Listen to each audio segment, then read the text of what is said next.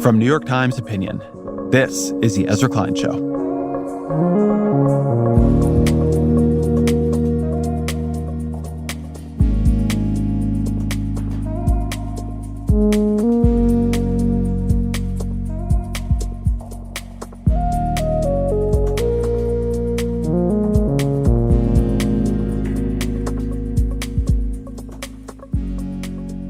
So happy holidays. Welcome to the near end of a year that has felt like many, many, many years. And we thought before it all ends, we would answer a couple more questions, hopefully slightly more fun ones than our more election-focused Ask Me Anything. And then we're going to be back with new episodes in the new year and have some stuff that I'm pretty excited about in the pipeline. But thank you to everybody who's been listening this year. It has been a ride. Thank you to Claire Gordon, who's here with me and has been an amazing partner in building the show this year and editing it and getting things out at the last minute. To her and to the team, they've all been incredible, and getting the show out the door with as fast as news was moving was no small thing and took no small number of long nights. So thank you to you. Oh, thank you, Ezra. It has been a year. I am not yet quite ready to process it all. And these aren't all fun questions. People are here for your political analysis. I thought you told me this one was going to be lighter. Well, there will be some fun at the end when I'm going to continue the tradition from last year of a rapid fire round. Okay. But to start with, short, simple, sweet, from Juna Elena Amia. Why are you a liberal and not a democratic socialist? Are all of my AMAs going to start with very complicated definitional questions? Isn't that a good table setting? Good Lord. Okay. I think it really depends what you mean by liberal and democratic socialist, because those things mean different things in Europe where there are deeper traditions of both. And I think here the liberal, democratic, socialist, and left dimensions overlap, but are different and are referred to as different by different people. Let me try to do this in stages. I'm a liberal because I believe life is fundamentally unfair. I believe both life is fundamentally unfair, and I believe we deserve partial credit at best for how we do in it, right? Not our fault that we were born to poorer parents. Not our fault we were born with dyslexia or without the iron will somebody else might have had. And also, on the other side of that, often not our fault that we were such hard workers, that our particular mix of intelligence and capacity was the right fit for the society we were in at the right time, and we had the resources or good luck to take advantage of it. I am very well suited to a society that highly values abstract communication and not that well suited to a society that requires you to know where you're going or work a lot with your hands. I'm just curious, because I've heard you say that before. Is there like a particular moment or something you read or a life experience where you felt this like click for you as a sort of a philosophical worldview? I did really badly in school, and then I did really well as an adult. And I don't think I was more or less responsible for either one. The things that have made me successful in some ways were the same things that made me unsuccessful before. My monomania around things I'm interested in and difficulty with things I'm uninterested in. My desire to be in a quiet room reading and writing by myself all the time. I don't think when I was 14 and couldn't get it together, that was a moral failing. Some part of my mental software was different. So my own life, I did not, in some level, deserve how badly I did when I was younger, and I don't deserve how well I've done as I've been older. I mean, I do my best with what I have, but what I have, and frankly, even the doing my best doesn't even feel like something I chose. It feels compulsive. There are many times when I'd frankly like to do a worse job, and it's not in me. It's more anxiety producing in me not to work than to work. It won't have come out yet, but I'm about to tape with Oliver Burkeman, the self-help author, and in his book, he's quoting somebody saying that most successful people are an anxiety disorder harnessed for productivity. I don't think that's entirely wrong. So that's a lot of why I'm a liberal. And then you get into this question of democratic socialist or liberal. The place I find that I tend to be different than a lot of democratic socialists in America, people I know who are more in the Bernie Sanders camp, has a lot to do with what I think is politically possible. It's not that we disagree necessarily on the ideal healthcare system, but we disagree on, can you get there from here? Can you abolish the private health insurance people currently have and like? Will people trust the American government enough to do that? Can you raise taxes to the extent you would need to fund that set of programs? Is that what people want? Is that possible? And I probably am just simply more open to the idea that corporations do bad things, but also do great things. I was hearing an interview Bernie gave on The Daily, and he talked about how nothing Elon Musk has done at Tesla did anything for working class people. And I thought that was such a weird comment. Because if you believe, as Bernie Sanders does, and as I do, in the importance of the electric vehicle transition and how good cleaning up that air pollution and reducing those emissions would be for working communities, then Elon Musk has done a tremendous amount for those people. Whatever else you think about his politics or his tendencies, harnessing the genius of the private sector is probably more important to me. And I value it more highly than a lot of people who call themselves democratic socialists. So there's probably an affective dimension to that around capitalism. And affective, and it sounds like maybe more into capitalism. I'm probably more into capitalism, but I think a lot of them are too. I think if you look at how a lot of my friends who are more on that side live, the purchasing patterns don't look that different, and what technology they're using doesn't look that different. So there's a bit of what you're willing to credit the market with doing and being able to do. And let's take nothing away from Bernie Sanders or, frankly, from democratic socialists, just why I feel like I tend to end up on this side of the debates. I think probably one place I'm different from a lot of liberals and democratic socialists is I would like to put invention and innovation and technology much more at the center of any kind of social justice agenda. It is now, seems like a million years ago in American politics, and we are elevating, or Trump is elevating, to the various health agencies, people who opposed a lot of this. But I think Operation Warp Speed is one of the greatest public health achievements ever. And the work behind it, it's really amazing. And it allowed something that no other policy could have done. If we had not invented the mRNA technologies that could have gotten us to those vaccines so quickly, we couldn't have just kept lockdowns going. And I think a lot of things are like that. We're not going to be able to hit our decarbonization goals without clean cement, without clean jet fuel. We just don't have that yet, at least not in anything that we can afford at scale. And so there are all kinds of problems we just cannot solve effectively or affordably with the technology we have today. But we could with technology we see right over the horizon. And I would put that much more at the center. So I am maybe not just a liberal, but I am an abundance liberal. And a techno-utopian. No, I'm an abundance liberal. Because I'm not utopian about it, right? I think technology is really important. But if you don't embed it in good policy, it can also be a driver of inequality, of illness, of war, of social fracture. Believing you can solve problems with technology is not the same as not believing you can create problems with technology. I hate when people say, not blaming you for this, but I am a little pushing on it, that anybody who believes you can solve problems with technology is a techno-utopian. No, you want to solve the problems you can solve and then not create problems that don't need to be created, which is like how you want to use any tool, right? You can hammer in a nail or you can crack somebody's skull. To believe in the possibility of technology is not to believe that it is utopian.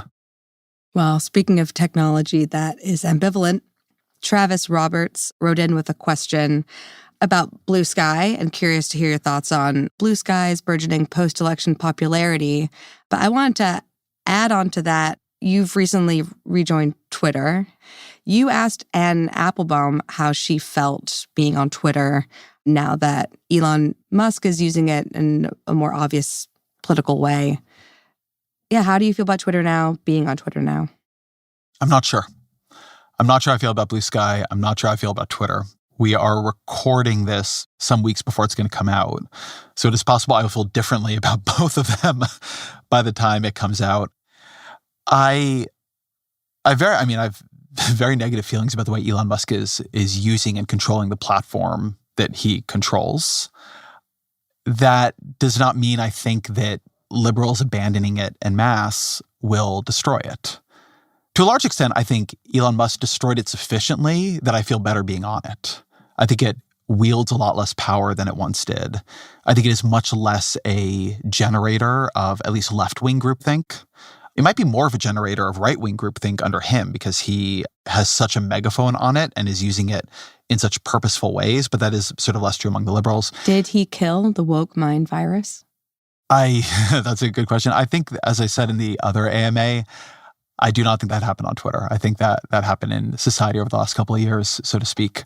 And I think that he would say it hasn't happened, right? That the woke mind virus is out there spreading, and that's why you need, Donald Trump on the wall to stop it.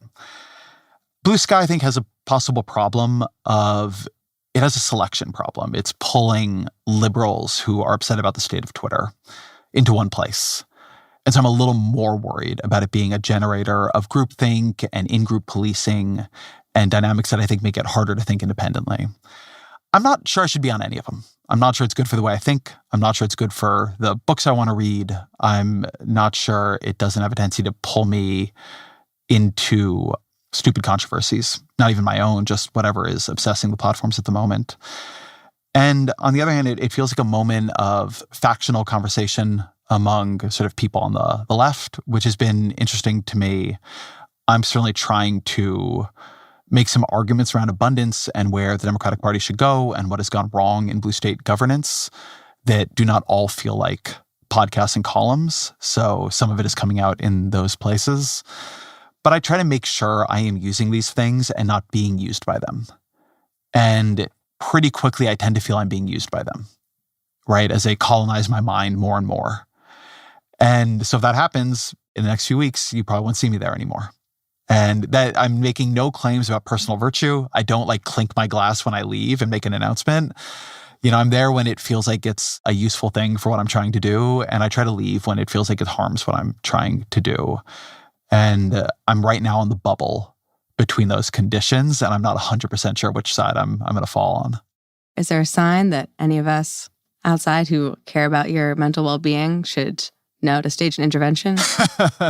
If you see me getting on fights, in real fights on X or Blue Sky, you should pull me out. Or being in a bad mood because something happened. Yeah, that kind of thing. Yeah, that's when I tend to leave, right? If one of these platforms is harming your day-to-day quality of life so you can micro-post at other digital avatars, then you're making a mistake. I have made that mistake many times. I did an interview for this Wall Street Journal piece with some podcasters after the election, and I said a line there that I think I might have said here in the past, but that the thing that I always notice is that Twitter makes me dislike people I like, and podcasts make me like people I dislike. And it's still kind of true. And I'm not sure I want to be in a place where I feel like it makes my view of other people less sympathetic and makes them more simplistic to me because the constraints of the place make everybody, including me, more simplified. Well, on podcasts making you like people you dislike, I wanted to ask this question from David Lieberman because I know that you have thoughts about this. He writes, I find your hosting of insiders in the MAGA Trump world extremely enlightening. I would be much less informed without it.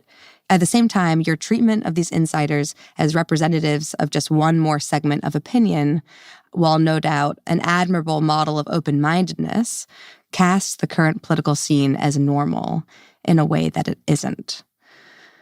Normalizing MAGA, normalizing Trump by having certain people on the show. Do you have any thoughts on that and that charge? I don't know what counts or doesn't count as normal. On the one hand, do I think Donald Trump is normal or even a very stable genius? I don't. On the other hand, he has been elected or almost elected president 3 times now. So who's more normal? Your glasses-wearing Brooklyn podcast host that you're listening to right now? You don't wear glasses on YouTube. And a lot of days, but for my stereotyping of myself, I do. Or Donald Trump. I think the effort to treat him as continuously abnormal is a way of trying to not see other people, including him. That doesn't mean you don't oppose things he does or that his World of People do. And I think that, my show with Ann Applebaum and shows that will be still to come will be pretty.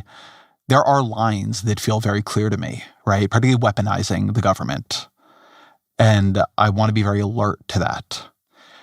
But I want to be pretty clear. Don't expect this show to be a resistance show. I don't do this and have these interviews because I'm open-minded. I am a reporter. I am curious. I'm trying to understand things so I can make up my own mind. And I think that's the definition of open-minded. I don't, actually. I'm not trying to be open-minded about the Trump administration. I'm trying to understand it. Not because I'm not sure where I'll fall on certain things. In some cases, the things I most need to understand and develop a more textured picture of are the things I know I hate the most. But feeling in deep opposition to something is not a license to not, certainly in my line of work, to try to understand it. And I've been thinking a lot as we think about programming the show next year about how to balance this. I think there are going to be things inside the Trump administration that are directly on the authoritarian pathway, that are him actually trying to do, what gets called academically an authoritarian breakthrough. And there are going to be other things, maybe the Department of Governmental Efficiency or things that happened in Marco Rubio's Secretary of State tenure or tariffs that are not like that and that need to be simply reported on as normal politics. And so this is another dimension that I think the effort to make normal a binary, things are or are not normal, makes hard. It's an administration. It's going to govern the country for the next 4 years. And parts of it are just going to be politics and policy, and parts of it might be something else entirely, an effort to change or corrupt the system itself. And, I intend to try to take everything at its level. And the fact that one thing is happening doesn't mean you have to cover the other thing in either direction. I think this is going to be really hard to balance. I did less of this in the first Trump administration, to be honest. And I think liberals in general treated more of the first Trump administration as illegitimate. He didn't win the popular vote. There was this whole Russia investigation. It was all crazy. His administration was full of normal Republicans leaking about what a maniac he was. It was much easier, even for the people reporting on it, to sort of treat him as aberrant, because in some ways his own administration treated him as aberrant. And it seemed possible this was just a one-time fluke in American politics. The butterfly flapped its wings and we got this. And that's not what it is anymore. It wasn't, in a way, what it was then. And my first job on this show is to be a good reporter. I understand the show is an act of continuous reporting. And I'm not being a good reporter and not doing a good job if I'm not actively reporting on this administration. So we'll see what shape that takes. Many of them don't want to talk to me. But it is not going to be a closed-door policy because Trump goes over some line in one area and then, there's no more talking about the tariffs or something. It's not the way I'm going to do my job. Last question on politics from Matthew Davidoff. I've heard you argue very convincingly against the filibuster. Now we're set to have a Trump-controlled or Trump-friendly majority in all three branches. Has your opinion changed at all? It hasn't changed. Obviously, my ideal world is not that the filibuster goes away at the exact moment the people who I think have the worst views on society are in power. I wish Democrats had gotten rid of the filibuster, and maybe if they had, they had such a thin majority, they probably couldn't have done much with it because Joe Manchin would have stopped what they were going to do anyway. But there have been different moments over the past decade when I think Democrats could have delivered a lot better if they didn't have the filibuster to worry about. They could have built the Inflation Reduction Act quite differently because they wouldn't have been using the weird rules of budget reconciliation. Now, do I want Republicans to unwind the filibuster and pass anything they want? No, in the sense that I don't want things I think are bad to happen ever. Will I declare it somehow unfair or illegitimate if they do that? I won't. I have been saying for years we should get rid of the filibuster. And interestingly, I do think getting rid of the filibuster will present them with some really difficult problems. One thing I don't like about the filibuster, and I've made this point many times, is that the way I think democracy is supposed to work is people elect their representatives deliver more or less what they promised, and people then decide if they like what got delivered. And the filibuster is often a way that political movements avoid accountability for what they are trying to do. And, it's a very useful tool for someone like Mitch McConnell to hide behind the filibuster so that his, more MAGA-drenched or more conservative colleagues can't pass things that he thinks will be unpopular. Oh, we tried, but, the filibuster can't pass a national abortion ban. I don't want a national abortion ban, but I think it's going to be a real difficult situation for Majority Leader Thune if there's no filibuster and you see Republicans wanting to legislate on reproductive rights. And to the extent the public sees that gives them information about what Republicans are about and what they really want to do. And I think this is true for sort of every area you might think about in American politics. I do think the public does respond to one degree or another to the results of governance, particularly if there's a lot of governance happening. So my point is not that it would be great for Republicans to get the filibuster because it's better for things to be worse, because that can create more electoral backlash. But I don't think getting rid of the filibuster would be an unalloyed good for Republicans or for Democrats, because all of a sudden they're playing with live ammunition. The things they promise when they have a trifecta, they don't really have a great excuse for not doing. And so then there's the question, are you promising things people actually want? That would be an interesting thing to see how they handle.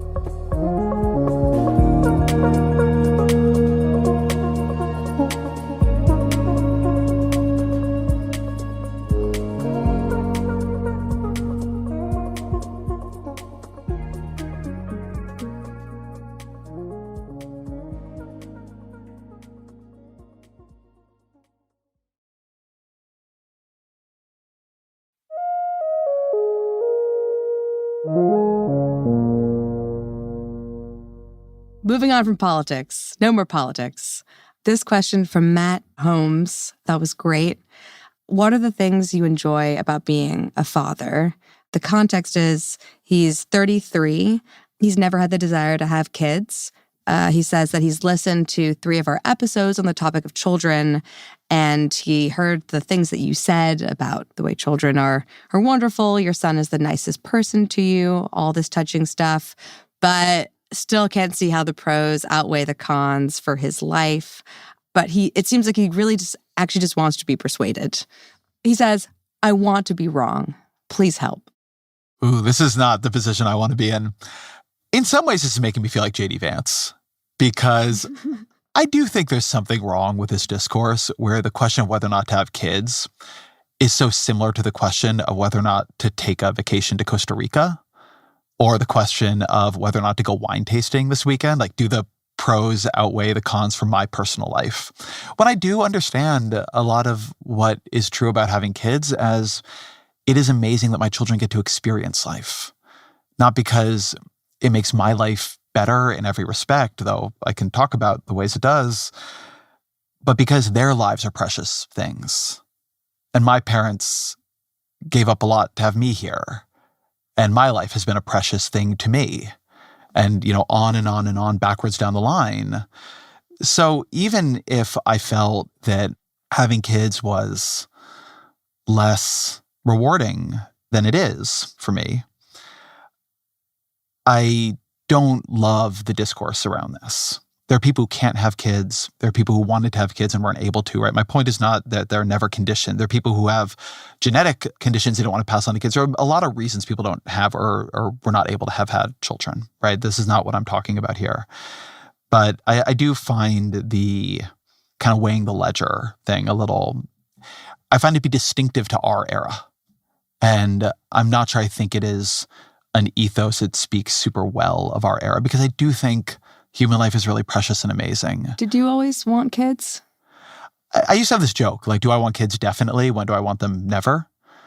So not in the sense that I thought parenting was going to be super fun. I actually thought I would be very bored by parenting. And I sometimes am very bored by parenting. But I always felt having kids was important. Well, I get the framework of just, if you've never had that kind of conviction, or it's always been muddled, it's more than oh crap, I'm at the age where I need to make a decision. I Can know. someone just nudge me? Yeah, I understand that that's not what he's asking, but because I hear this question so often, I mean, it's a very old AMA question for us. I sort of want to note that. I just think it's a kind of extraordinary element of our time, right? I mean, because again, like for most of human history, we didn't have birth control in any significant way, right? It's so new to think about the choice this way. And I don't only want to say that the important thing in the choice is your experience as a parent, because such an important thing is your child's experience as a human being. And that's also an amazing thing about being a parent, is getting to see that. I've been playing Angry Birds with my older son lately. And when we play it, I don't think anybody enjoys anything as much as he enjoys playing Angry Birds with me. He just cackles. And it's really beautiful. It's really fun, right? Going back to the Gia Tolentino episode, there's real pleasure in it. You know, kids are connection. Watching consciousness unfold is an extraordinary thing. My younger child is 3. And, you know, his language is just coming online in a very different way now. And he's talking about the past and he's imagining things. And it is an interesting, amazing thing to watch language happen. It's now like so hard for me to imagine not having my kids that I almost feel like it's hard for me to make the arguments. It is really meaningful to be involved in other people's lives to that degree. And then to see their life become something that is not yours and that you support, but you do not control. And to recognize like they are growing in ways that you can't imagine. They will have some experience that has nothing to do, but is not yours. And that's part of it, right? You're just part of this human chain.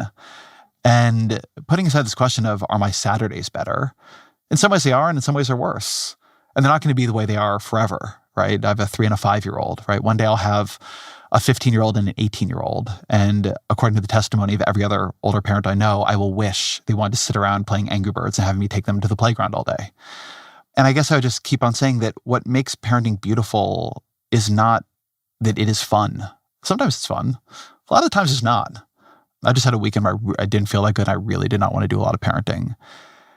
But I don't know, think about someone you love and how happy you are for the experiences they have, right? The sympathetic joy you have for them. I think about the way, like how excited my mom is for the experiences I have. A lot of the joy of parenting is not the joy of parenting. It's the joy of your child's existence. There's a really beautiful quote in the book Gilead about this by Marilyn Robinson, which is, I think, my favorite book. And the book is this letter of an older man to his young son. And he says, "You see how it is godlike to love the being of someone.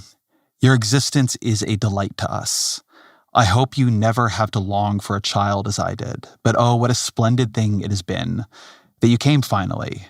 And what a blessing to enjoy you now for almost 7 years." Yeah. Yeah, it's not all about you. And that's, I guess, maybe one of the really great joys of parenting. It makes you see that it's not all about you. Final question before rapid fire round. It's been a long year. It's been a weird year. Many ups, many downs. What is something significant you've changed your mind about this year? That I've changed my mind about. I mean, people have heard me working through the election results. I'm not sure that they've completely changed my mind. I guess Harris definitely winning. I didn't say she would definitely win. Money on winning. That she was the likely victor in the 2024 election. I never said this publicly for a good reason. You admitted to it in our, maybe you were in a vulnerable and tired moment in our post-election. Oh, did I? Mm-hmm. And someone texted me how admirable it was.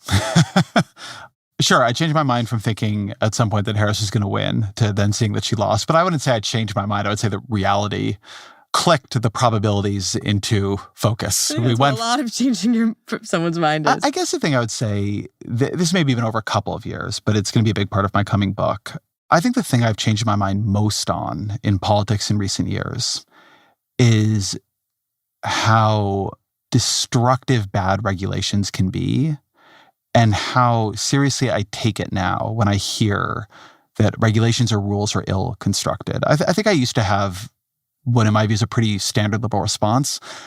I was saying, of course, some regulations can be bad, but, look at these studies. We've made the air a lot cleaner. We do a cost-benefit analysis. There's always exceptions to the rule, but I sort of assume most of this stuff works. And now I don't. I have followed up and really dug in on the details of how enough projects have worked or not worked in government, what happened with California high-speed rail, what it takes to modernize digital government, that I am much more skeptical, not of regulation, but of a lot of existing regulations. My belief about how much stupidity and procedural crust can exist now in government and places for very long periods of time that people are just laboring under. And it's not gotten to the point that creates a crisis, but it eventually could, right? Housing being a good example of this. I've really changed the way I approach that. I think that a lot of liberals, and certainly a lot of the politics I came up in, kind of felt like the right attacks government, and so you have to defend it. And you look for ways to defend it. And that's not where I am now. And I think I found myself more frustrated and then ultimately quite angry at the way the Democratic Party became just the defenders of institutions and not the reformers of them, in a way that required not really admitting how badly they were working. And now we have Donald Trump, who wants to burn institutions down, who does not want to make government work well. He wants to corrupt it to his own purposes. So we have thesis and antithesis, and I'm interested in synthesis. And, that the point of his politics is to create the state capacity, create the public capacity that we can have great things and we can have enough of them. I mean, that's obviously a big part of the coming book, which is on my mind. Is Derek Thompson, your co-author, is he as angry as you are about all of this? Or is he like, geez, Ezra, calm down? Derek is a probably more temperamentally gentle person than I am, but I don't think he feels differently about this. I think his chapters have a lot of righteous frustration. In the way the book was split up, I did more backwards looking pieces. So I have more of the things about why this project didn't work. So I really immersed in some things where when I came out the other side, I was like, oh my God.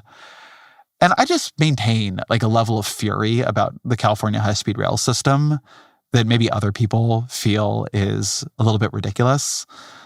But to me, it is a signal failure of liberalism that could not be built in a blue state when the federal government was giving them billions of dollars, when the state was putting in billions of dollars. And by the way, what they're actually doing is building a leg of it right now that nobody really wanted, this Merced to Bakersfield leg. They don't have the money to finish that leg. The people working on it have told me on the record that it doesn't make sense to build that really unless you can do the full San Francisco to LA line. That's the only way California high-speed rail really makes sense. But they don't have money to build that at all. They have no sight line on that money. That money is like, they'll need like $85 billion or something. I mean, probably more over time. They have no idea how to get any of it. So they're just building in the hopes that building this thing that they don't have the money to finish and then don't have the money to expand into its final form will lead to some kind of political upheaval that leads to the money appearing. And I don't fault the people who are there in the high-speed rail authority. It's not up to them. But the entire thing is such a disaster. And liberalism should be furious. Like, this should not be allowed to happen. And they should figure out how to make it not happen. But nobody has. If this is built, how long would the trip be between San Francisco and LA? I'd have to go back and get the exact number. But short enough that I would take that well and happily over flying, which is really not as convenient between the two as you would think. And driving certainly sucks. I like taking the Amtrak. I love trains. Trains are a solved problem. You can go to other countries and board them. This is not futuristic technology. Go to Europe. You could go to Japan. They work. So much more legroom than a plane. It's not even about the train. It is about the broad issue here that, it's like you hear about the Big Dig and how expensive that became, the Second Avenue subway. And it's like, well, I bet something went wrong in that project. No, it's just how they go now. By the way, it's not like it's so great in some other countries. UK is not proving able to build new high-speed rail either. But I really have a different sense of how poorly government works. And I do not have the conclusion on that. My libertarian friends or my conservative friends have, because I think we need government. Nobody's building this. It's not government. And by the way, it's not like California has employed all these engineers and mechanics. This is built by private companies, by contractors. It doesn't matter if the person is a contractor who's getting paid through government grants, or they're employed by the government, or it's a private developer who needs government permissions. If you don't make this stuff possible at the level of rules, nobody can do it. And so you can't just say, like, get the government out of the way either, because then you're not going to get things you need that are public goods. So yeah, I have really changed my mind on how suffocating government rules can be in the real world. And, the fact that you can build homes in Houston and Austin, and it's so hard in San Francisco and LA, isn't like an interesting fact about the world. It is infuriating to me. I mean, is any part of you excited or hopeful that there could be a bulldozing of regulations in a Trump second term that could have positive effects? I'm not, because what I'm interested in is outcomes. And I don't want to bulldoze regulations in order to make it possible to pump much more oil and pollute streams, right? That's not my end goal. Regulations Trump are a tool. loves clean air. He does love clean air. The end goal, the end points matter. In some ways, I do think that Republicans and Democrats have very similar pathologies on this, which is both become process obsessed and not outcome oriented. I think the biggest problem around liberal governance is it is obsessed by process, and it mistakes process for outcomes. It is not connected enough to what is actually happening once the money gets spent, or the grant goes out, or the contract is awarded. And among Republicans, too often, they treat government as an abstraction. And they are also not trying to achieve anything except the removal of regulations, except the shrinking of government, except the hampering of government agencies. So liberals often hobble government. Conservatives try to weaken and starve it. Neither is connected to an outcome I want. The process I am interested in is one that says, how do we make it easy and fast to site and build clean energy? How, in places where we have a housing crunch, do we make it easy to build housing? Work backwards from the goal you want to achieve to the rules you need. You can't have a regulations good or regulations bad view. You have to ask, are you getting the outcomes you want, and then work backwards. I think that's a good place to end, because that, I think, really captures where your mind has been most of the year.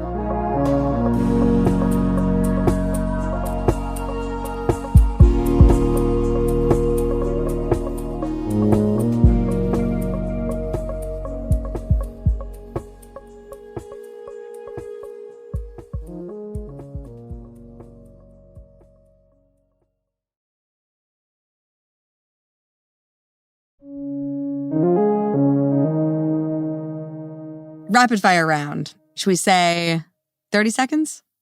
From Clark Hill, who are your top 3 favorite X-Men? Ooh. When I was a kid, I loved Gambit. I don't think that would be my answer now, but I think I have to say it, given how much I loved Gambit. What a hard question to give me in a 30-second round. Yeah, Dark Phoenix era Jean Grey and Krakoa era White Queen. I wish I knew enough to comment or judge you. And Magneto. You gotta, Magneto's an extraordinary villain. Yeah, I gotta put Magneto above White Queen. Well, when you ask people for 3 books they'd recommend to the audience, you never let them go over like this. I always let them go over. From Dylan Smith, who noticed that we have a new intro song that we dropped with no public acknowledgement, and that is by the wonderfully talented Pat McCusker, the New York Times' very own audio engineer and composer. The question is, why did you want to change the theme song, and what kind of moods and emotions, what did you want people to feel when These they are heard your it? 30-second questions? That's Good right. Lord. So I wanted to change the theme song because I didn't like it that much. And it didn't feel to me at this point like me or like the show. And we had a bunch of composers around the Times create Oh, you can go over for this create one. songs built on a sort of mood board that we created. And we would, me and Claire and Jeff and Isaac and Aman would do these listening sessions and listen to everything and talk about it. And Pat's was just, I loved it from the moment I heard it. And it has this sort of wonderful quality of having curiosity in it, of having a sense of calm, a sense of interest. There's a little bit of anxiety there. I feel like our previous song had too much anxiety and sort of nothing else. Oh, so you're being very hard on the old theme song. I have great affection for the old theme song. If I ever hear it, one bar of it for the rest of my life, it'll flood me with feelings. And it just fits the kind of music I like. It's interesting. It's a little bit neoclassical. I then was talking to Pat about music, and we just have huge overlap in musical tastes. We were both listening to a fair amount of Kiasmos. We were both listening to the Fote album that came out this year, Windswept, which is really great. So it's not a shock that he created something I loved. Thematically connected, a question from Jamie Racanelli. What was your favorite band when you were younger? Michael Franti and Spearhead. A what? Michael Franti and Spearhead. I loved the album Stay Human, which is just very hippie music. But when I was in late high school, loved that, saw them a lot. I would just go around listening to Stay Human, which is just like bouncy. I mean, it's all little slam poetry, inflected. It was a different time. I went to UC Santa Cruz. But I still love that album. And I used to play a lot of it for my older son when he was young. I would particularly play a lot of Skin on the Drum, which is this more spoken word, slower track on it. In the heat of the sun, I bring shade for everyone. Like the beat on the one, I'm the skin on the drum. It is one of those things you loved when you were young that I actually still love when now that I'm old, or at least middle-aged. Paraphrasing a question from Nick O'Brien, will there be a free and fair election in 4 years? I hope so. Sam Maxwell, you've got a stressful job. How do you unwind? And no saying reading a book or working out. No high achiever answers. Although reading is a big part of how I unwind. I listen to a lot of music, and that's a big piece of it. And I have trouble with it right now, to be honest. Unwinding, resting, kind of like letting the nervous system downregulate is a thing that, as this year has gone on, has become a much more significant struggle. There's not been a new show in a few weeks. I've been taking some time off. And I would like to be better at it next year. I sort of at a certain point this year decided that the work was more important than the well-being. And we just went for it, which has been a lot on the whole team too, not just me. And I would like to be in better balance than I've been. But, you know, I have friends, I go for walks. It's all the normal stuff, but there's no magic. If you're living a really imbalanced life, you're going to feel really imbalanced. And, you know, I lived in a really imbalanced way this year. Yeah, extended periods of lack of balance really take a minute to unwind. Yeah, and we were going into administration. It's not going to be calm. There's something about being at the end of what you thought was maybe a sprint and seeing how much it's going to be a marathon. I felt this way in 2016 too. And yeah, it will take some real protection of the nervous system. Something that has been helpful recently has been every morning I keep my to-do list for the day and all the things that come into my head on a little piece of paper. I have one of these little pocket-sized notepads and a pen that is on me all the time. And I now try to have at the top of it every single day things that nourish me. You know, it's like eating good food or movement or meditation, right? It's like 6 of them usually. So that before I see all the things I have to do, I'm reminded of things I could do that actually feel good on my system as opposed to cause me more harm. Wait, so it's just like reading them makes you feel good, or a reminder to do They're a those reminder things? to do them. Okay. So that every time I look back at this piece of paper where I keep all the things that come into my head to do, every person to email, every house task, I have to write the intro, I have to look at the edit. There is before that, these are like the pillars of me feeling better. So it's not like Gretchen Whitmer when she had on that piece of paper before she gives a speech to remind her to like be a boss bitch. Something about Aunt Flo. Yeah, Some like there's something. Yeah, I remember empowering this. period thing. It's not that. No, it's I think there's a tendency, at least for my mind, to only see all the things you need to do and to almost give no attention to the things that balance that out. And the list of things I certainly could do is always longer than what I can get done. And I am really trying to push myself in the other direction. So when I see it, it's like, oh, maybe I don't need to do anything here. Maybe actually I have 20 minutes. I should take a walk. I don't take enough vacations for rest to be just a thing that happens on vacation. It has to happen more times a day. And there's bluntly, I don't want to keep feeling the way I felt at the end of this year. So I am trying to change the way I look at the day-to-day. I remember you saying a very similar thing to me around the end of last year. Yeah, it's a consistent problem. I do have a tendency to burn myself out by the end of the year. Yeah. I would say that since October 7th a year ago, the show has been a lot harder. I'm sorry. We are not the ones suffering the most from that. I don't mean to. There's no stolen valor. It has just been it has been a very intense period of news. I mean, look, you're in this too. You started right around then, but bouncing this between is my that, normal. Yeah, bouncing between that and the election and everything else going on in the world. It requires more than having a hobby. Although I could use a hobby. You have lots of hobbies. Do I? You just staged a play. Well, I wrote a play that my husband staged without telling me. Yeah, you're an interesting person with a well-rounded set of views. You belong to clubs. Everybody knows you have a fun and interesting life. I'm glad I'm giving off that impression. That's important for my self-esteem.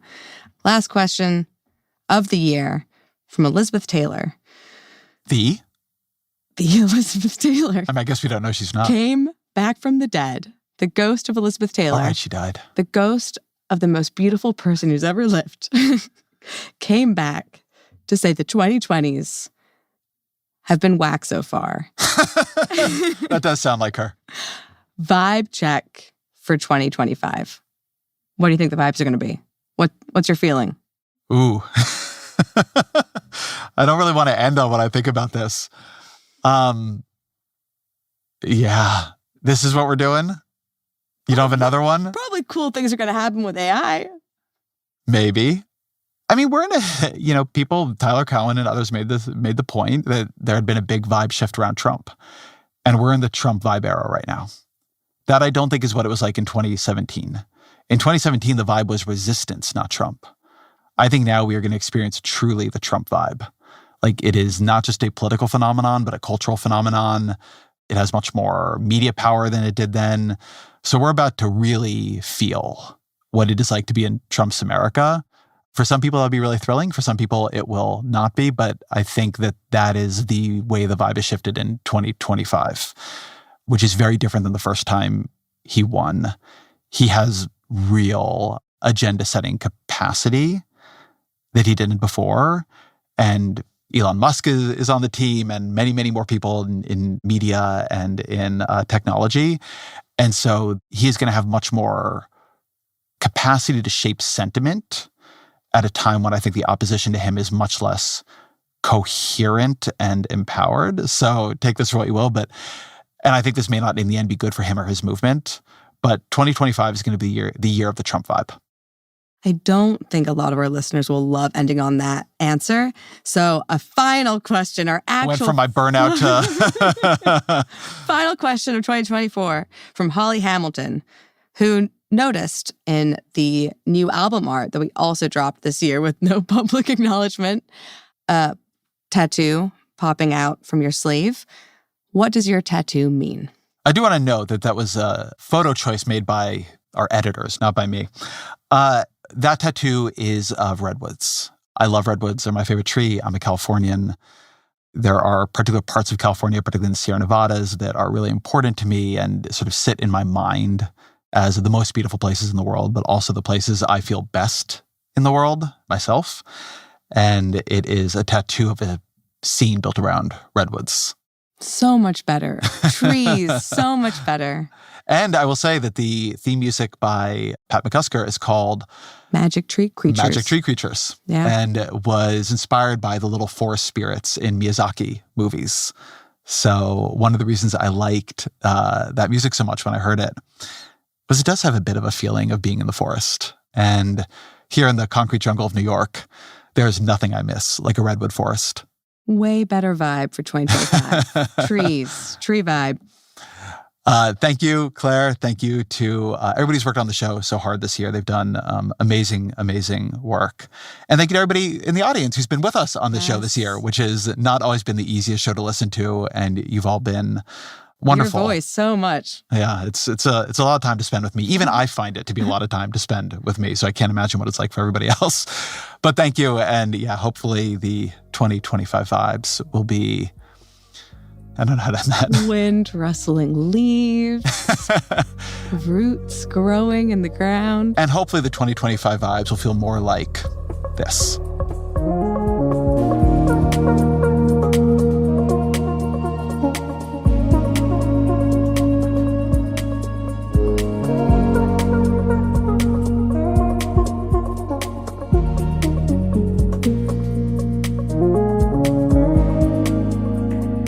The show's production team includes Roland Hu, Elias Isquith, Kristen Lin, and Jack McCordick. Fact-checking by Michelle Harris. Mixing by Isaac Jones with Amin Sahota and Afim Shapiro. Our supervising editor is Claire Gordon. We have original music by Pat McCusker, audience strategy by Christina Samuelewski and Shannon Busta. The executive producer of New York Times Opinion Audio is Annie Rose Strasser.